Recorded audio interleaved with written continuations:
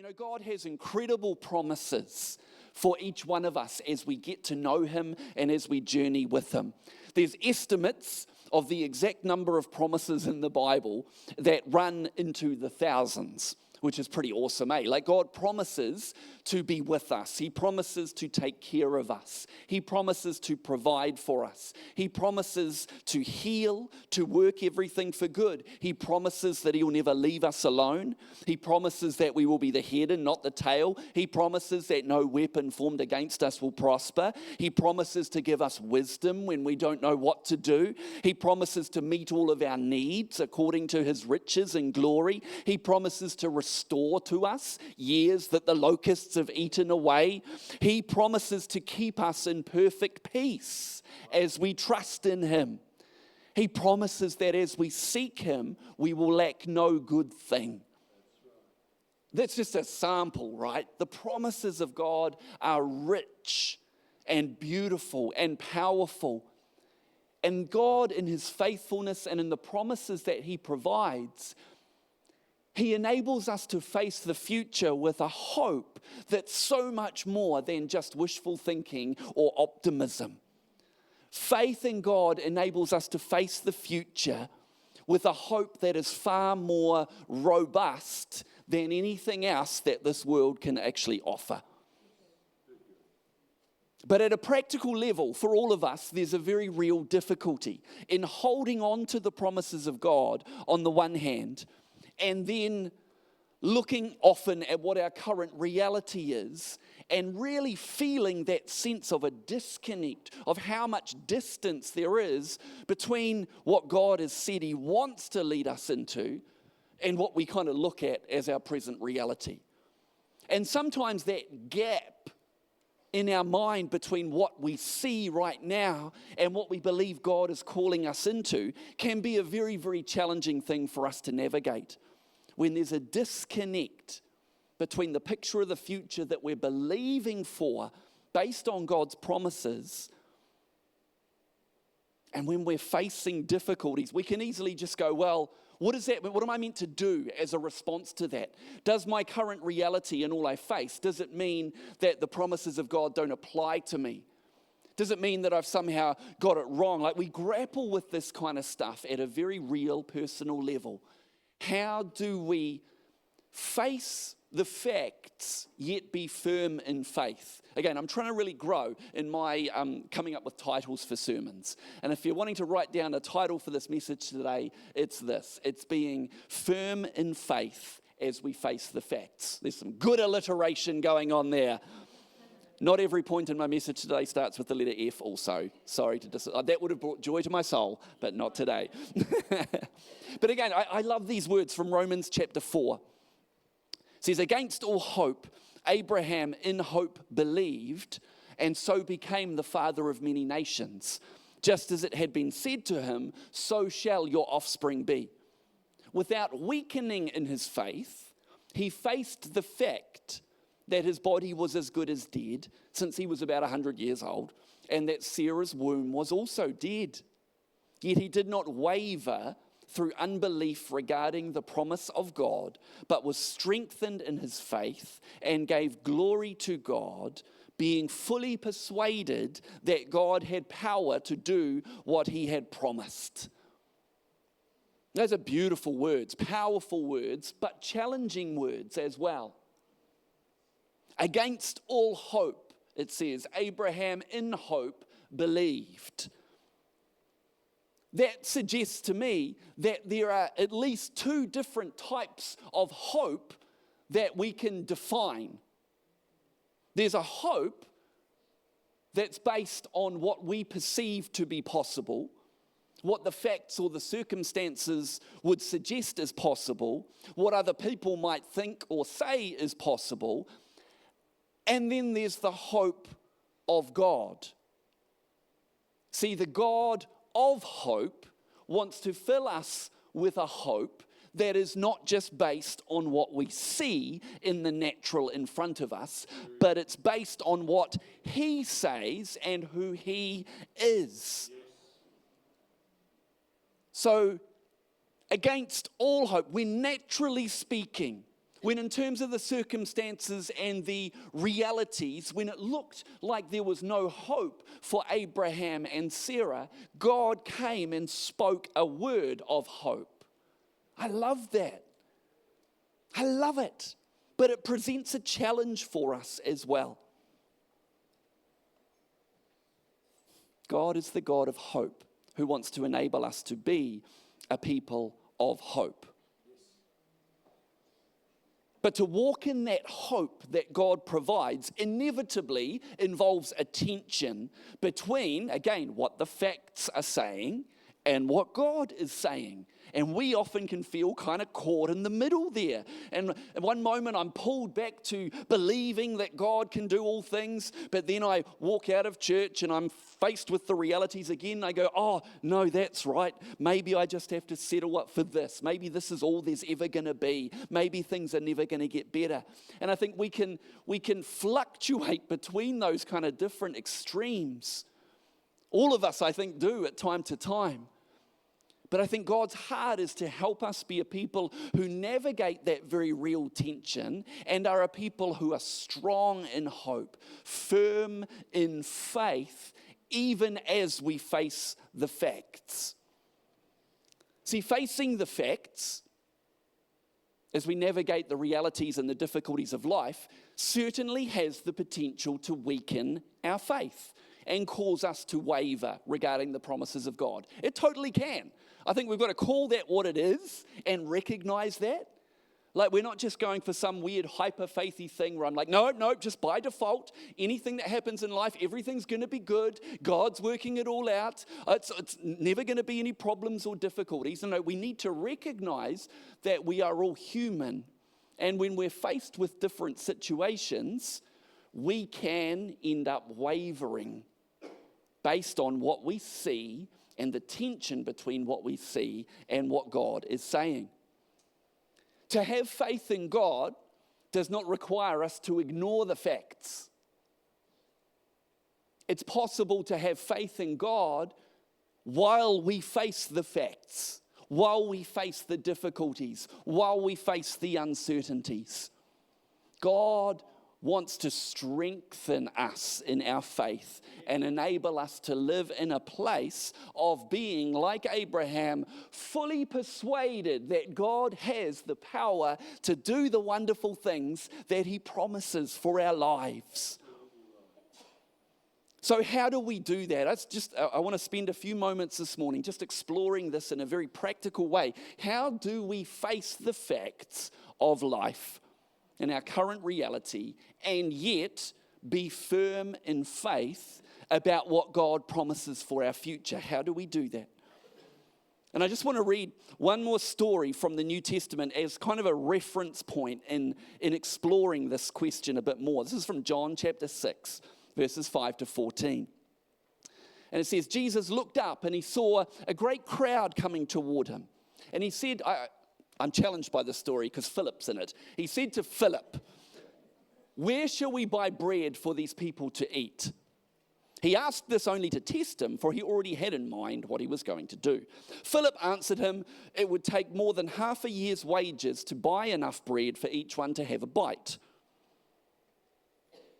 Another of the disciples, Andrew, Simon Peter's brother, spoke up. Here's a boy with 5 small barley loaves and 2 small fish, but how far will they go among so many? Jesus said, have the people sit down. There was plenty of grass in that place, and they sat down. About 5,000 men were there. Jesus then took the loaves, gave thanks, distributed to those who were seated as much as they wanted. He did the same with the fish. When they'd all had enough to eat, he said to his disciples, gather the pieces that are left over, let nothing be wasted. So they gathered them and filled 12 baskets with the pieces of the 5 barley loaves left over by those who had eaten. After the people saw the sign Jesus performed, they began to say, surely this is the prophet who was to come into the world. It's an incredible miracle. And we love miracle stories. I do. I go, wow, that's what Jesus can do. It's what God can do. But before it becomes something awesome and miraculous and celebratory, it's a challenge and it's a massive need, and it's a situation that the disciples, Philip particularly in this instance, are depicted as not having a clue what to do in the face of. These were guys who had to face some facts, and I think Jesus, in the way he responded to the situation, was wanting to help his friends, his disciples, understand something of what it means to stare facts in the face, yet still continue to be firm in faith. So what can we sort of pull out of this to help us? How can we be firm in our faith as we face the facts?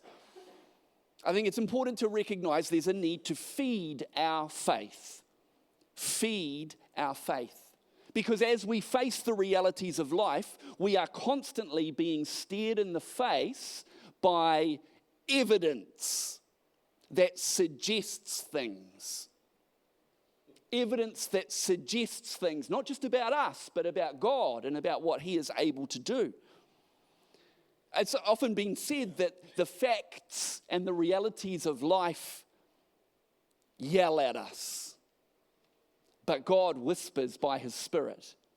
I don't know, I'm sure we can all relate to what it's like to face a situation in life. It could be a family difficulty that you're journeying through, and you're like, man, every day I'm confronted by this, and I see this seemingly compelling evidence right in front of me of a situation that is always going to be difficult. It has been difficult for however many months or years, and what reason have I got to believe that it actually could ever be different? I'm facing that, and it seems to be screaming at me, this is the way it's always going to be. And yet, when we still our hearts and come before God, He wants to whisper truth and remind us of who He is and remind us of what His promises are to counter the tendency of the facts to drown out the faith perspective. There's the potential for the volume, if you like, of the facts to undermine our faith unless we're intentional about feeding that faith. If you keep feeding it, it will keep growing. As parents of 2 boys who are growing, we see this. We keep feeding them.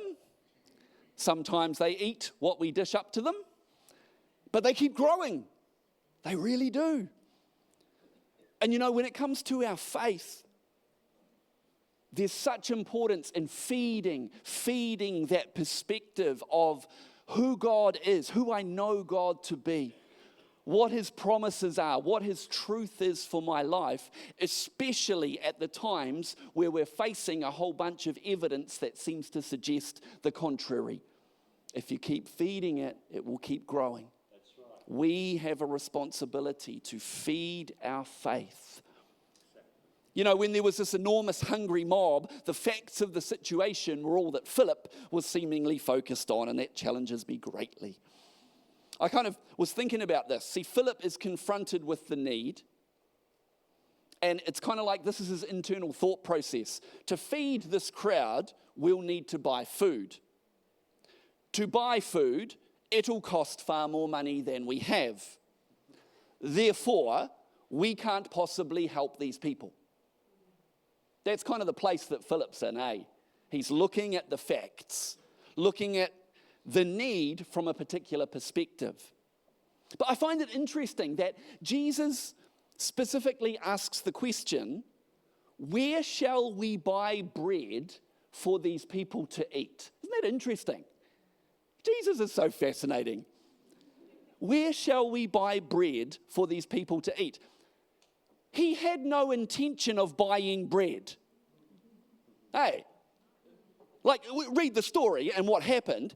His plan was never to just pass the hat around, scratch together enough coins and go and buy some bread. But he puts this question to his disciples, where shall we buy bread for these people? Why did he ask the question? His question was not even about money. Like, that's where Philip's mind went to, eh?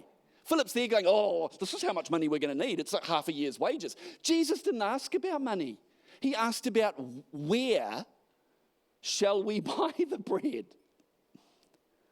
See, even if the disciples, again, could have passed the hat around, could have got a few coins together, where would they then go to buy the bread? And the point is that there was nowhere handy, no convenience store, no supermarket, no dairy, no bakery. There wasn't one around. And Jesus' questioning of his disciples was to get them to trust in him when it seemed like there was no possible way for a need to be met or a problem to be overcome. I love how John, the author of this story in this instance, the way he describes it is so awesome. He says, Jesus already had in mind what he was going to do. I love that that's how John told the story. John was there when it happened. And this is kind of him providing a little bit of a commentary on it as well.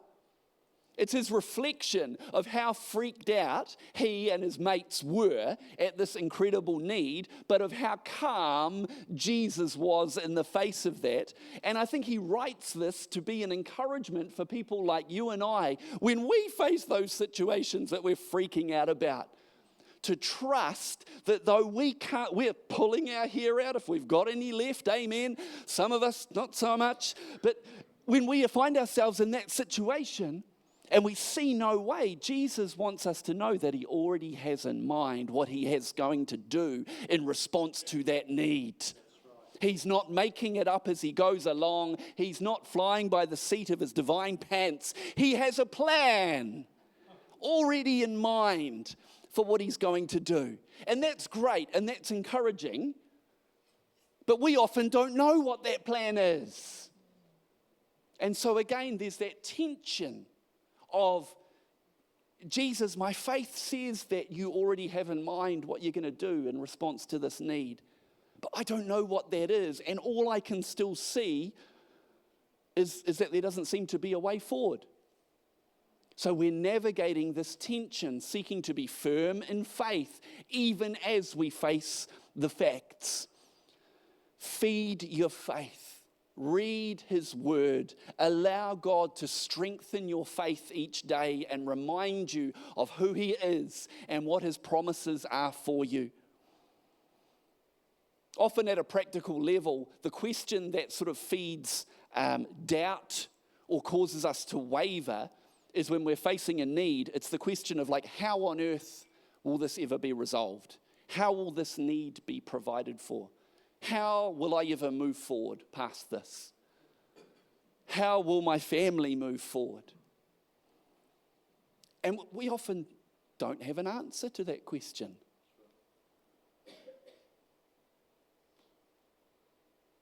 I want to tell you this morning, it's okay not to have an answer to that question. We don't like that because we want to know, We want to know how it's going to work out.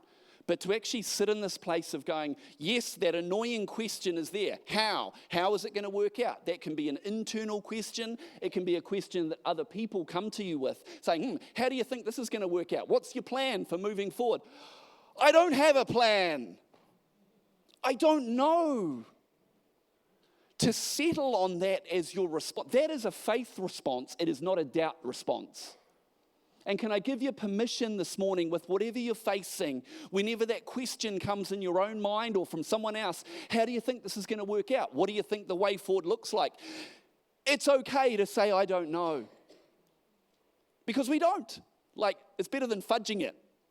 Oh yeah, I've got some idea of how it's going to work out. Like we feel like we've got to have some sort of idea all the time because maybe we like to be in control. I don't know. But to be surrendered as followers of Jesus is to be okay saying, do you know what? I don't know how this is going to work out. But I know who does. And I know who already has a plan in mind for how this situation can move forward. And I'm confident that as I journey with him, he will lead me. We feed our faith. Let's keep moving this morning. We feed our faith. What else can we do? I think it's important for us to focus on what's clear, not unclear. This is great. I don't know if this is a word. I may have made up a word today. Oxymoronical. Like an oxymoron is something that's kind of, it doesn't make sense, eh? I'm not sure if oxymoronical is a word. But to even try to focus on something that is unclear, we can't actually do that. Yet often when I reflect on my own life, I find myself trying to wrap my brain around things that are just unclear, and I'm trying to get to a point of clarity. And there's moments in that process for me where I sense God just coming and saying, you're not there yet. That's why it's unclear. Focus on what is clear at this point and trust that what is currently unclear will become clear as you continue to walk forward. Sorry, clear, I'm using your name a lot today. a lot of clear going on.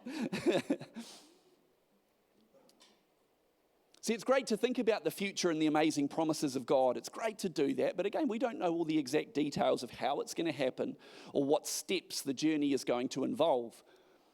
While all the exact details may remain unclear, we are called to be obedient with what is clear to us at this point in the journey. And God, I absolutely believe, wants to help each one of us to clarify what the next step is. Not all the next steps, but the next step. See, Jesus gave the floundering disciples a next step. They weren't floundering for fish, by the way. They were scrambling, gave the scrambling disciples a next step. They didn't know what to do. He didn't tell them go fishing. In this instance, it's another story. But Jesus gave them a next step. He said, have the people sit down. Wow. Good one, Jesus. Have the people sit down. Okay. Did that next step answer every question or concern? No. But it was a next step. Did the next step potentially raise even more questions and concerns? Yes. Questions like, how on earth is getting everyone to sit down going to help us feed them? I put myself in Philip's shoes. That would be what I would be kind of asking Jesus, or probably not having enough courage to ask Jesus and going, have them sit down, okay. But as the disciples were obedient in that next step, Jesus unfolded something miraculous in their midst. What's my next step? When you feel like it's all too big and you don't know where it's heading or how it's going to work out, this is a powerful prayer to pray. Just to say, God, can you settle within me what the next step, singular, is for me to take? The future and all the uncertainty, that's too big. That's too far out there. I'm not concerned with a big 5-year strategic plan. God, what is the next step for me to take? Getting clarity on what that next one step is a key way for us to keep trusting in God. See, you don't have to have all the answers. You don't have to know what all the subsequent steps are going to be. But God, I believe that as I take this one step, that you are faithful to then help clarify for me what the next one will be and what the next one will be. Psalm 37, verse 23, I love this. The Lord directs the steps of the godly. He delights in every detail of their lives. Isn't that beautiful? He delights in every detail of our lives. Oh, surely not every detail. Surely there's a whole bunch of detail in my life which is way off your radar, God. You've got so much big stuff to deal with. He delights in every detail. Wow, isn't that awesome? But he directs the steps. Steps. God, what is your direction for the next step for me? And I'm going to entrust to you all the questions that I have about what the subsequent ones are going to be. And I'm going to entrust to you all the questions I have about the apparent lack of wisdom with the next step that you've guided me to take. I'm just going to trust you, Lord. And I'm going to focus on what is clear, not what is unclear. What's the next step for me to take? Let's keep going. The last thing here. How can we, again, be firm in faith even as we face the facts? Feed our faith. We focus on what's clear. Oh, I did almost do the alliteration F for each point. But at point 3, it all falls down. Celebrate small wins along the way.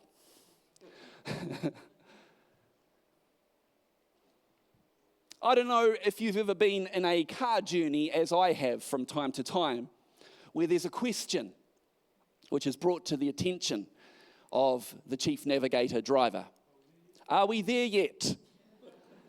Are we there yet? Are we there yet? We've just left. We haven't even got around the corner. There's 4 hours to go. When a journey is long, it becomes increasingly important to track our progress to ward off discouragement.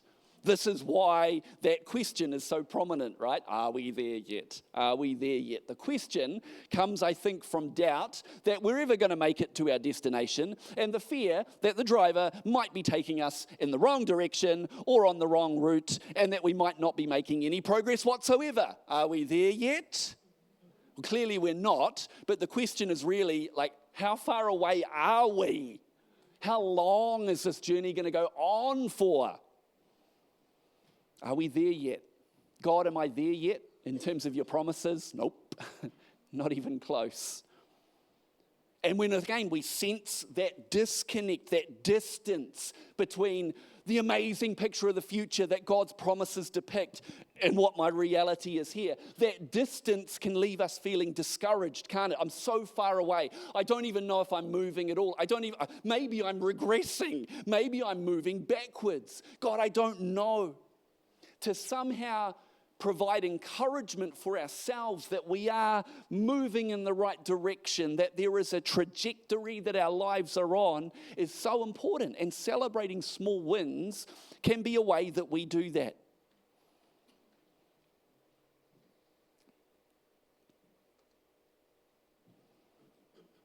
And the story of the feeding the 5,000, again, like, what were the small wins for the disciples?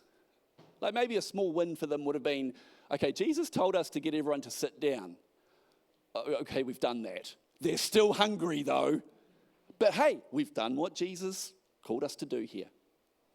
And we can be in that situation too. We're like, Jesus, I felt that you gave me this step to take, to go and ask for forgiveness, to seek to make things right, to pray and keep on praying, to step out of my comfort zone, to act in humility, to whatever it may have been. God, I took that step.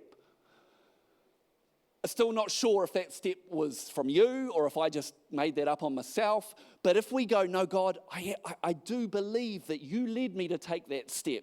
And I still know I'm a long way away from where you're wanting me to get to. But God, thank you that you clarified that. And okay, we've done that. We've ticked that one off, Lord. And so just as you helped me clarify that step, now again, God, what's the next one? But don't be so forward-focused that you lose sight of the progress that is incrementally being made as we just walk by faith one step at a time. The disciples got them all to sit down. Cool, we've done what Jesus called us to do. Talk about a small win. They then gathered 5 loaves and 2 fish. Oh, great. Is that a win? Doesn't look like it. It's small, so small in comparison to what the need was. But what did Jesus end up using in the miracle? It was the smallness of what was gathered and brought to Jesus and released into his hands. This speaks to the value of the small steps that we can take in our faith journey, and how what seems so small and even insignificant to us, Jesus, when we surrender that to him, can multiply it in the most incredible way. Right. Celebrate the small wins. You know, the parenting space is a big thing for us. We love our kids. We love being on the journey together as a family. And I think as parents, we pray for our kids. We believe that God is at work in their lives and he's faithful. He loves them more than we do, all that awesome stuff. But in the realities of life, there can be days we go, God, are you doing anything here? Like, are you? We had dinner with some of our friends last week, and my friend was sharing with me, they have teenage boys. And he was really, so this isn't from our household. Niall, you're all good, mate. And our friend was saying, he's just been really blown away at the sense of God being at work in the lives of his teenage boys. He said, the other week we were here at home and it was about lunchtime and I said to my son, have you had lunch? And he went a bit weird. And he kind of was like, what? And he's like, have you had lunch? And he was really evasive and he was like, what? This is weird. Like, dude, have you had lunch or not? You're a growing lad, you need food. Again, feed it and they'll keep growing. I want you to keep growing, keep eating. But he was like, no, I haven't had lunch. And my friend said to his son, he said, well, do you want some? And his son turned around and said to him, actually, no, Dad, I don't. Because I'm fasting. And he's like, what? What have you done with my son?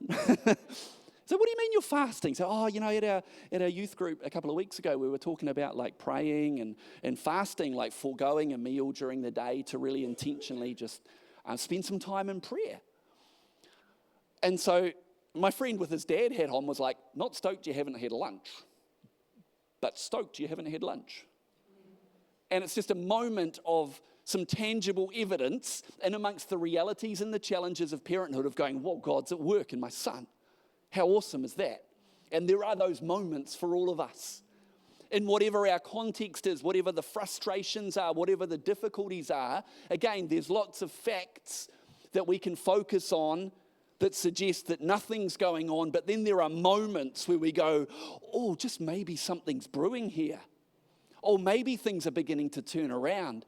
Grab a hold of those moments and celebrate them. Leverage them for your own encouragement in Jesus' name. Go, God, there's still more of this journey for us to walk, but I can see that you're at work. I can see that there's some evidence here in the external of something internally that's happening in the lives of people around me. God, thank you that you are at work. We celebrate the wins, right?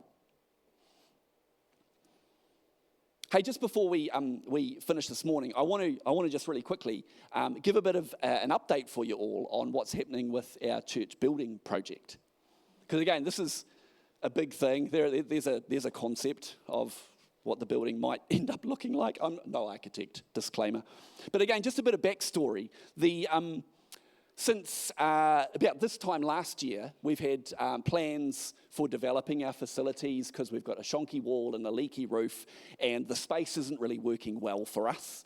And the potential is that if we don't do anything with our facilities, the current state of our building potentially becomes a ceiling for what God is maybe wanting to do. So we want to have an impact for Jesus in our community for the generations to come.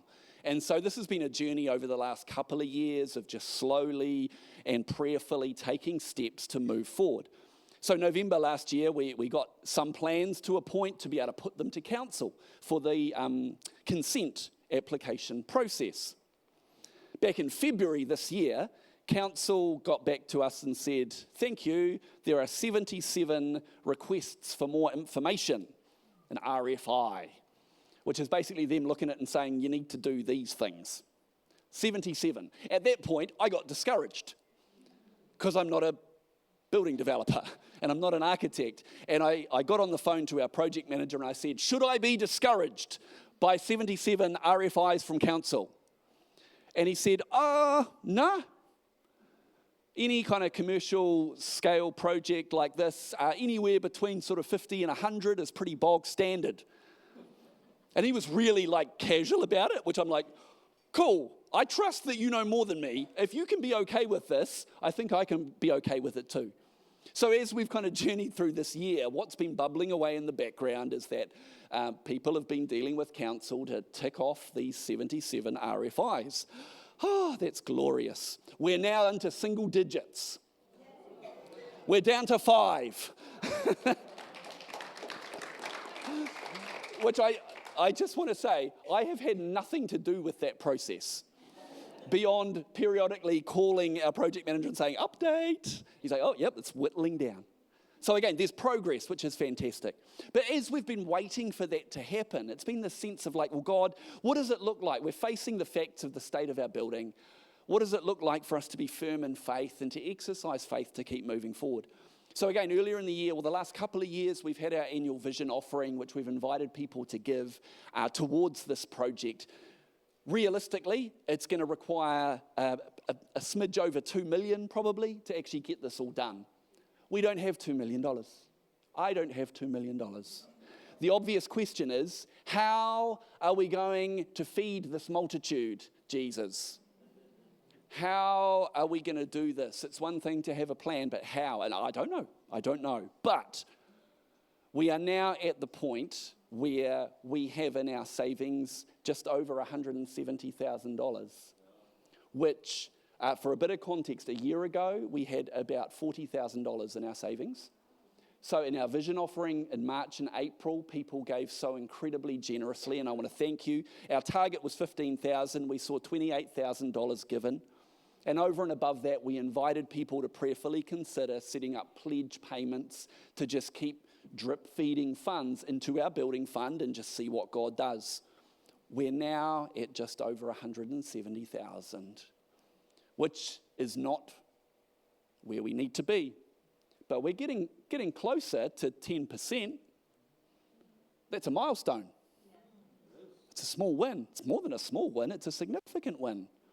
And so I just want to let you know that's kind of bubbling away in the background. And for me, for us as a community, this is a faith journey. What I've really felt in my heart every step of the way is that it's not just about the end product and the end of having a better building. Like, this is not some ego-driven thing. The journey of us in growing in our faith and seeing what God does to enable us as a community to have a lasting impact in this community, it's not just the destination, it's the journey. It's so cliche, but it's true. It's absolutely true. And I want to just thank all those who are praying, who are giving, who from time to time come to me and say, hey, Phil, what's the update with the building? And again, I hope today's message kind of makes sense to you of why my response is often, I don't know, to the questions that you have. Because I don't know. I don't know how long it's going to take. I don't know what the timeline is. I don't know when the work will start. I don't know how we're going to raise the funds. I don't know. But Jesus already has in mind what he's going to do. And that's where I put my trust and my confidence. I don't know what all the steps on the way are going to look like. The next big milestone will be getting the consent issued. Then we go, right, Lord, now, what are the next steps? What are the next steps? We walk the journey trusting in God to do what only he can do. But God's with us. And next year is going to be a really significant year. Next year, we celebrate the 70th anniversary of Burnside Elimchurch. That's pretty cool, eh? It is, it's awesome. So, hands up, who wasn't born when Burnside Elim started? So who's younger than 70? That's most of us. Now, no, I'm not going to do that. Again, it's incredible that we are here today and we get to worship and gather in this place. There are ministries that happen in this place that are because of the sacrifice of those who have gone before us. And that requires, I believe, of us a diligence and a sense of stewardship and a sense of likewise going, God, what does it look like for us to build, not for ourselves, but for the next generation? So as we find out more, I'll just keep you updated. Please feel free to keep coming with the questions. But I'm not just fobbing you off if I say I don't know. I genuinely don't know, but we're trusting God. And we believe that as he's faithfully brought us this far on the journey, he is absolutely faithful to continue to guide our steps. The things that seem impossible to us are not impossible for God. Amen. That's great news, isn't it? But again, this isn't just about a building. As I bring this to a close this morning, pull this stuff back into the reality of your world. What are the facts that you face, that you are facing? that just seem to contradict the promises of God for your life, for your future? And what does it mean for you to be firm in faith, even as you face the facts of those difficulties and those situations that are dragging on far longer than you would want them to, and that are far more complex and heartbreaking at times even? Feed your faith. Feed your faith. Allow God to speak to your heart each day. Focus on what's clear, not what's unclear. Just the next step, Lord. What's the next step? Celebrate the small wins along the way and entrust the big unanswered questions to the Lord.